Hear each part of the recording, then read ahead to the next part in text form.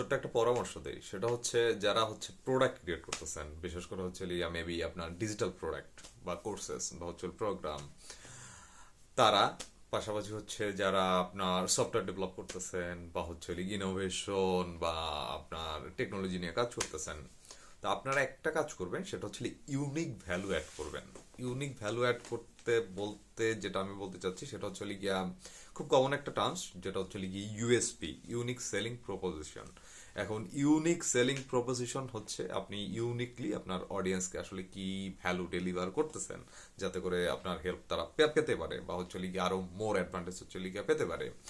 তো ম্যাক্সিমাম ক্ষেত্রে হয় যে আপনি মানে মোস্ট পিপল যেটা করে সেটা হচ্ছে আপনার মার্কেটিং এর পার্সপেক্টিভ থেকে এই অ্যাঙ্গেলটাকে হচ্ছে প্রেজেন্ট করে বা হচ্ছে প্রজেক্ট করে। কিন্তু কখনো কখনো দেখা যায় আপনার প্রোডাক্টের মধ্যে যদি না থাকে এই জিনিসটা, তাহলে আসলে খুব ভালো বা গোছালো ভাবে কখনো কখনো সেটাকে প্রজেক্ট করা যায় না।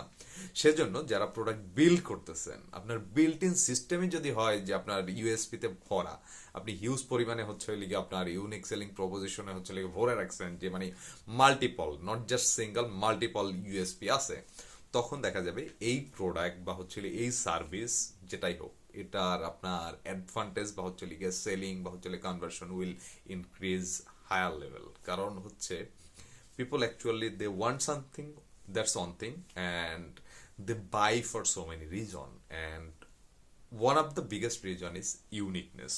The unique offer you have, the more chances you have to convert. Thank you.